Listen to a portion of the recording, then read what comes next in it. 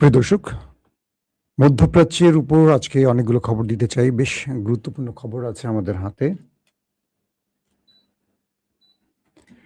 প্রথম গুরুত্বপূর্ণ খবর, নেতা কাকুর বাড়ির একটা ভয়াবহ বিস্ফোরণ হয়েছে। এই বিস্ফোরণটা কেউ ঘটিয়েছে নাকি অটোমেটিক ঘটেছে? এটা নিয়ে আলোচনা শুরু হয়ে গেছে। যেখানে বিস্ফোরণটা হয়েছে সেখানে দখলদার দেশটির গুরুত্বপূর্ণ সামরিক কারখানা রয়েছে। দ্বিতীয় গুরুত্বপূর্ণ খবর, সৌদি আরব মধ্যপ্রাচ্যে নিরাপত্তা বলয় তৈরি করছে, সাথে ইরানকে রাখছে, যে ইরানের ভয়ে আমেরিকাকে ডেকে এনেছিল, সেই ইরান থাকছে এবার সৌদির পার্টনার। পাশাপাশি সেই জোট থেকে বেরিয়ে যাচ্ছে আরব আমিরাত। কি ঘটতে পারে মধ্যপ্রাচ্যে?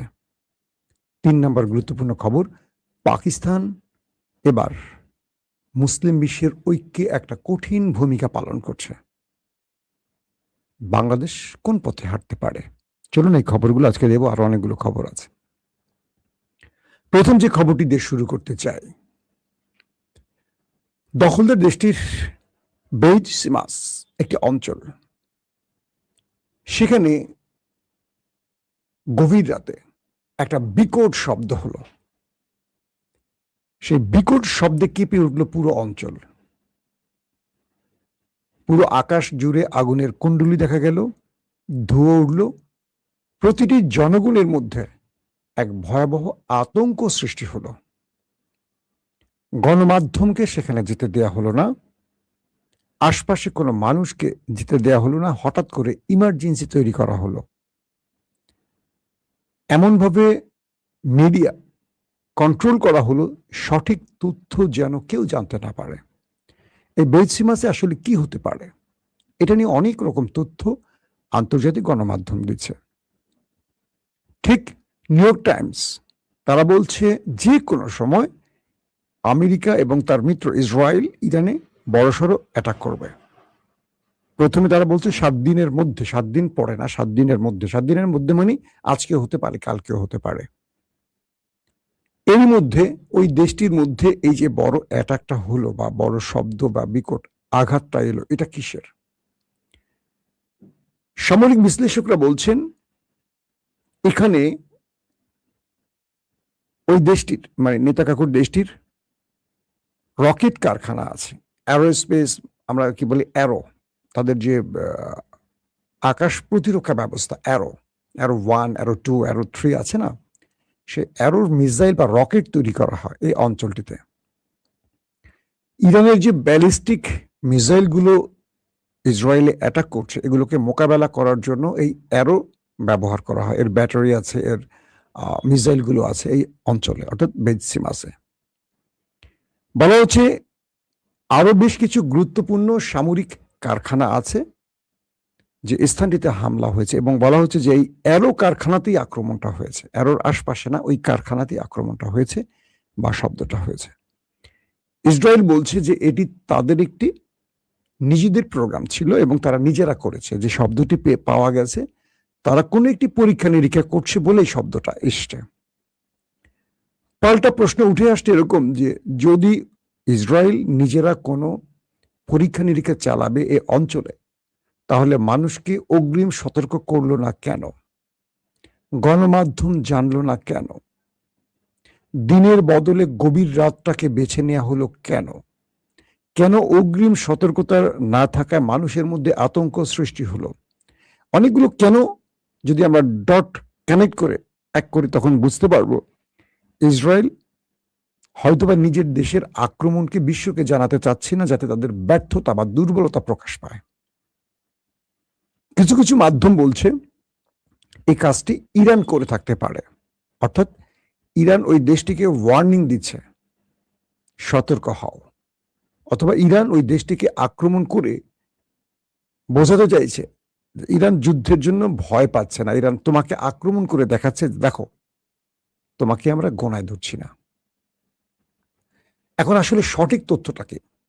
ইসরায়েল বলছে তারা কোনো কিছু পরীক্ষা নিরীক্ষা করেছে, আর বিশ্ব গণমাধ্যম বা সামরিক বিশ্লেষণে উঠে আসছে বাকি ডটগুলো মেলালে বোঝা যাচ্ছে এটা কোনো পরীক্ষা না, এখানে কোনো ধামাকা হয়েছে, কোনো বিস্ফোরণ হয়েছে।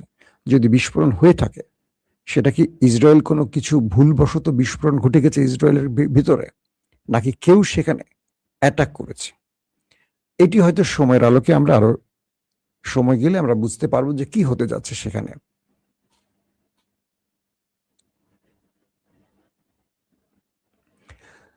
এখন দ্বিতীয় যে বিষয়টি তৈরি হয়েছে সেটি হলো ট্রাম্প সাহেব তিনি যেই তার ট্রুথ সোশ্যালে একটি টুইট করেছেন, সেখানে তিনি লিখেছেন, বড় তুফানের আগে এটি নীরবতা। অর্থাৎ ট্রাম্প চীন থেকে তার ব্যর্থ সফর শেষ করে একটা নীরব সময় পার করছেন, মানে একদম চুপচাপ। বড় ঝড়ের আগে যখন আকাশ থমকে যায়, পৃথিবী একটু নিস্তব্ধ হয়, এটিকে মিন করে ট্রাম্প বলছেন সামনে বড় তুফান আসছে, আর সে বড় তুফান আসার আগের এটি একটি নীরবতা। মানে তার যে পোস্ট ইংরেজিতে করেছেন, তার বাংলা অনুবাদটি হলো এরকম, বড় তুফানের আগে নীরবতা ট্রাম্প বলছেন। তার মানে ট্রাম্প বোঝাচ্ছেন, এবং তার ট্রুথ সোশ্যালে তিনি যে ছবি আপলোড দিয়েছেন, তিনি এরকম পেছনে যুদ্ধ বিধ্বস্ত অবস্থা, তার সামরিক বাহিনীর সদস্য দাঁড়িয়ে তিনি এইভাবে আঙুল তুলে দেখাচ্ছেন, আসছি আমি ট্রাম্প, বাংলা সিনেমার অনন্ত জলিল। আছে না, বাংলাদেশে আবার একটা খুব মজার বিষয় আছে, দেখবেন একসময় হিরো আলম প্রচন্ড আলোচনায় থাকতেন, সবসময় কোথাও মার খেয়ে আলোচনায়, কোথাও এটা করে আলোচনায়, কখনো নির্বাচনের আলোচনায়, কখনো একাধিক বিয়ে আলোচনা। তো হঠাৎ করে দেখবেন যে আমাদের কমেডিয়ান হিরো আলম আলোচনা থেকে নাই। এখন আলোচনায় আসছে কি জানেন? আমতারেক, নুরু, রাশেদ। খেয়াল করবেন, কিছু কমেডিয়ান চরিত্র থাকে বাংলাদেশে, আরো দু একজন আছে, তাদের নাম না বলি। তো যখন হিরো আলম আউট, কিভাবে আউট? আমতারেকদের জন্য বা এরকম কিছু ব্লাব ব্লাব ক্যারেক্টার তৈরি হয়েছে। এদেরকে আপনি যে জিজ্ঞাসা করবেন এদের উদ্দেশ্য কি, এদের উদ্দেশ্য একটাই যে আমরা আসলে ভাইরাল হব, আলোচনায় থাকবো। এই আলোচনার মাধ্যমে কেউ যদি আমাদের ডাকাডাকি করে কিছু পয়সা পাতি পাবো, এছাড়া কিছু না। এরা ইজ্জত সম্মানের কোনো ভয় করে না, শুধু আলোচনায় থাকতে চায়। আলোচনায় থাকার জন্য প্রয়োজনে নিজের ঘরের বউকে বাইর করে উন্মুক্ত করে দেবে, কিন্তু আলোচনায় থাকতেই হবে। এই যে বিতর্কগুলো হয়, ধরো নুরু মায়ের খাইতে খাইতে নেতা, এখন প্রতিমন্ত্রী উপমন্ত্রী যে কোনো একটা কিছু হোক, আত্মসম্মান কি নুরুর আছে?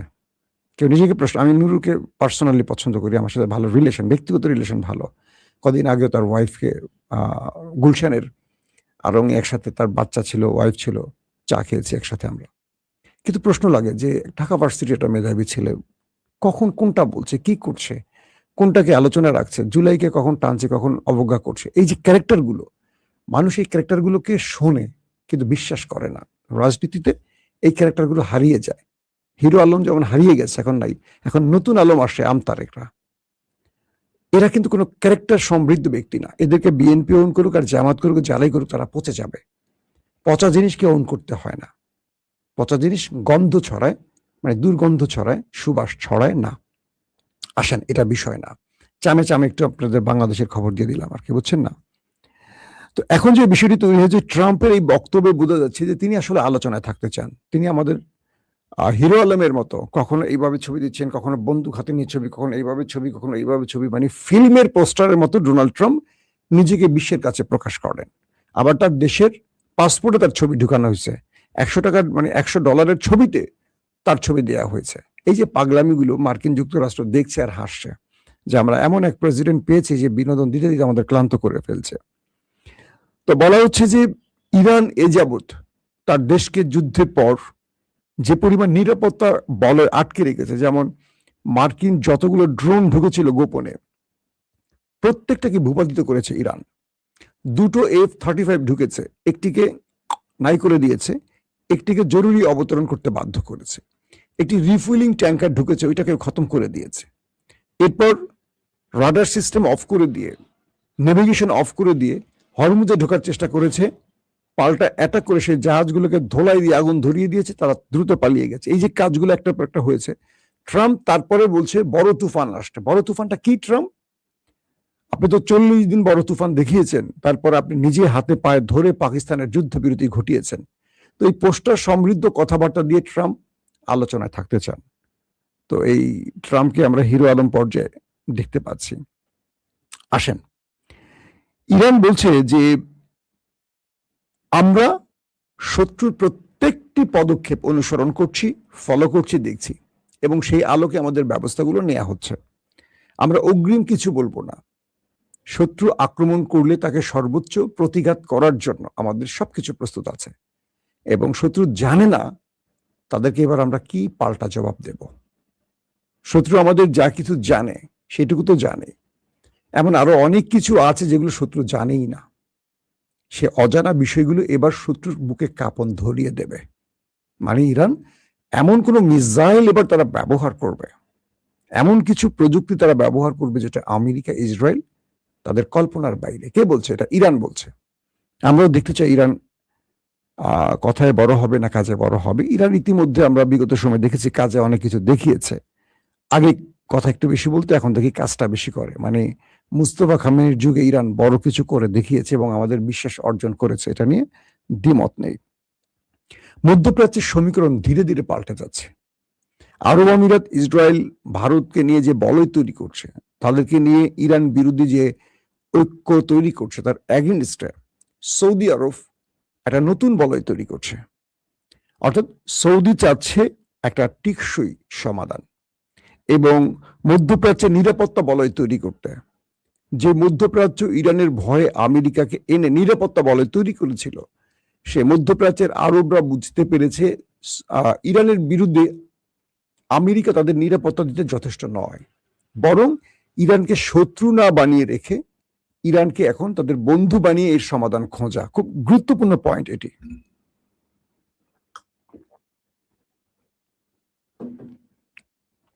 এই যুদ্ধের পর সৌদি আরব, কাতার, কুয়েত বুঝেছে যে আমেরিকা যে পরিমাণ ধোলাইটা খেয়েছে ইরানের হাতে, বা ইরান যা খুশি তাই করেছে। একটা পর্যায়ে ইরান যেখানে টার্গেটে হিট করতে পেরেছে, তাদের পুরো প্রতিরক্ষা ব্যবস্থা, রাডার সিস্টেম অকেজো করে ফেলেছে। তাদের যেই সেনা ঘাঁটি তাদের নিরাপত্তা দিবে, সেই সেনা ঘাঁটি ভেঙে চুরমার করে দিয়েছে। সেই সেনাবাহিনীকে গোপনে সৌদি আরবকে নিরাপত্তা দিতে হয়েছে। বিষয়টা বুঝতে পারছেন? মানে সৌদি আরবকে নিরাপত্তা আমেরিকা কি দিবে? আমেরিকাকে নিরাপত্তা দিয়েছে সৌদি আরব। তাদের সিভিলিয়ানদের বাড়ি ঘরে গিয়ে, আরবদের বাড়ি ঘরে গিয়ে তারা আশ্রয় নিয়েছে। খুঁজে খুঁজে সিআইএর যারা যেখানে যেখানে পালিয়েছিল, বসেছিল, মিটিং করছিল, সেখানে মিসাইল মারছে, সেখানে ড্রোন মারছে এই ইরান। তো সৌদি আরব এখন আসলে চাচ্ছে এই অঞ্চলে আমেরিকা, ইসরায়েল যেটা চাচ্ছে আর ইরানের সাথে যেটা হচ্ছে সেটা দীর্ঘমেয়াদী যুদ্ধ। এই দীর্ঘমেয়াদী যুদ্ধ পুরো অঞ্চলের বাণিজ্য, অর্থনীতি, স্বাভাবিক জীবনকে ধ্বংস করে ফেলবে এবং এটা অনির্ধারিত সময়ের জন্য চলবে। কারণ ইরান ছাড়া না, ইরাকের সাথে যে লড়াইটা করছে 7-8 বছর, মনে আছে আপনাদের? সেখানে ইরাককে আমেরিকা সাপোর্ট দেওয়ার পরও এই যুদ্ধটা 7-8 বছর চলছে, ইরান হারেনি। তো সেই ইরান 10,000 মাইল, 12,000 মাইল, 15,000 মাইল, যেটাই বলি না কেন, দূর থেকে আমেরিকা এসে এই বিশাল ইরানের সাথে কতক্ষণ লড়াই করবে, যারা হার না মানার শপথ নিয়ে মাঠে নেমেছে। তার মানে এই অঞ্চলে এটা চলবে এবং ইরান প্রতিঘাতটা যদি আরবে দেয় তাহলে আরব ক্ষতিগ্রস্ত হবে। ইসরায়েল সেটাই চাচ্ছে, কিন্তু আরব চাচ্ছে যে যে কোনোভাবে তারা একটা ইরানের সাথে সমঝোতা সম্পর্ক তৈরি করবে এবং চুক্তি করবে, যেখানে আরবদের উপর ইরান হামলা করবে না আর আরবরা ইরানের বিরুদ্ধে দাঁড়াবে না, এবং এটাতে সম্মতি দিয়েছে ইরান। এখানে পাকিস্তান, তুরস্ক একটা ব্যাকগ্রাউন্ডে বড় ভূমিকা রাখছে, কারণ ইসরায়েলের বিরুদ্ধে পাকিস্তান, তুরস্ক এক, এবং এই দুটো রাষ্ট্রের চিন্তা হলো আরবরা যেন ইরানের বিরুদ্ধে লড়াই না করে। তুরস্ক এবং পাকিস্তান চাচ্ছে আরবরা যেন ইরানের বিরুদ্ধে না জড়ায়, তাতে ইসরায়েলের স্বার্থ পূরণ হবে। কারণ ইসরায়েল যেটি চাচ্ছে এটি কোনোভাবেই তুরস্ক, পাকিস্তান হতে দিতে চায় না। তো সেই হিসেবে সৌদির ক্রাউন প্রিন্স মোহাম্মদ বিন সালমান ইরানের সাথে কয়েক দফা কথা বলেছেন। কাতার, কুয়েত, আরো যে রাষ্ট্রগুলো আছে তাদের সাথে কথা বলছেন। বাকি মুসলিম দেশগুলোর সাথে যোগাযোগ চলছে এবং তারা সবাই চাচ্ছেন আরবের নিরাপত্তার জন্য ইরানকে পাশে রাখতে। অর্থাৎ এমন একটি চুক্তি হবে যে চুক্তিতে মধ্যপ্রাচ্যের একটা নিরাপত্তা কনফার্ম করা হবে এবং মানে মার্কিন গণমাধ্যম ফাইন্যান্সিয়াল টাইমস যে গণমাধ্যম খবরটি দিচ্ছে, তারা বলছে সৌদি এখন মূল লক্ষ্য হলো নিজের নিরাপত্তা তৈরি করা, আর সেই নিরাপত্তার প্রয়োজনে তারা ইরানকে পাশে রেখে এই চুক্তিগুলো করতে চায় এবং প্রয়োজনে তারা এখান থেকে আমেরিকাকে বিদায় করতে প্রস্তুত আছে। আর এটি চাই ইরান। ইরান বলছে গালফ থেকে আমেরিকা চলে যাক, প্রয়োজনে এই আরবকে আমরা নিরাপত্তা দেব, শুধু আমি না, প্রয়োজনে আরো মুসলিম দেশ আছে, প্রয়োজনে চীন রাশিয়া আসবে, তুরস্ক আসবে, পাকিস্তান আসবে, আমেরিকা নয়। কারণ আমেরিকাকে এখান থেকে খেদানো মানে হলো ইসরায়েল দুর্বল হয়ে যাওয়া। আমেরিকা গালফ থেকে চলে যাওয়া মানে ইসরায়েল একদম বিড়াল হয়ে যাওয়া। ফিলিস্তিনে বোমা মারার আগে 14 বার চিন্তা করবে, আমেরিকা অনেক দূর, আস্তে আস্তে ইসরায়েলকে খেয়ে ফেলবে। তো এই পরিস্থিতির মধ্যে সৌদি আরব একটা দুর্দান্ত খেলা খেলছে, কিন্তু তার এগেনস্টে দাঁড়িয়ে গেছে আরব আমিরাত। সৌদি আরব যদি চায় পজিটিভলি, আরব আমিরাত এখানে বাতাসের মতো উড়ে যাবে, কিচ্ছু করার নাই। মানে মুসলিম বিশ্বের মোড়ল তো সৌদি আরব। সৌদি আরব ডাকলে মুসলিম বিশ্ব সব এগিয়ে আসবে, আরব আমিরাত ছাড়া। আরব আমিরাত কিচ্ছু করতে পারবে না। আর আরব আমিরাত মানে MBS এর কাছে এখনো নস্যি। সো যে দেশটির 90% মানুষ বাইরের থেকে এসে এখানে ব্যবসা বাণিজ্য, রিয়েল এস্টেট ব্যবসা করে, মানে আরব আমিরাতের অধিকাংশ মানুষ বাইরের থেকে আসা। এদের অর্থনীতির মূল আবাসন, তারপর আপনার এখানে কি বলে এটাকে, পর্যটন, এই বিষয় ব্লাবলা বিষয়। তো অধিকাংশ মানুষই চলে যাচ্ছে। যখন ইরান অ্যাটাক শুরু করছে, আরব আমিরাত থেকে বড় বড় বিনিয়োগকারীরা চলে যাচ্ছে। তো ইরান এইভাবে সিরিজ আর কয়দিন বোমা মারলে আরব আমিরাত অর্থনৈতিক সংকটে পড়ে যাবে। তেল গ্যাস বেচে আর কয়দিন চলবে? তার মূল জায়গাগুলো ইরান ভেঙে ফেলবে। আর এখন যদি ইরান কোনোভাবে সৌদিকে তার বাগে আনতে পারে, আরব আমিরাত কিচ্ছু করতে পারবে না। কারণ আরব আমিরাতের মূল শক্তি হলো সৌদি আরব, পাকিস্তানদের মতো দেশ। আর এখানে তুরস্ক একটা বড় ভূমিকা রাখবে। সো মধ্যপ্রাচ্যের সমীকরণ বদলে যাচ্ছে। ইরানের উপর মধ্যপ্রাচ্যের মানে যে আক্রোশ, সেটার ধারণাও। এখানে মার্কিন যুক্তরাষ্ট্র নতুন করে একটা বিপদের আশঙ্কা করছে। সো এই যুদ্ধটা যে শুরু হচ্ছে শীঘ্রই, সেই যুদ্ধে মধ্যপ্রাচ্য কোন ভূমিকা থাকবে সেটি হয়তো আমরা আগামী সময়গুলোতে বুঝতে পারবো। দর্শক, আজ রাতে আমরা ইনশাআল্লাহ আপনাদেরকে সেই ট্রাম্পের তুফানের খবর দেওয়ার চেষ্টা করব। প্রত্যেকে ভালো থাকবেন। আল্লাহ হাফেজ।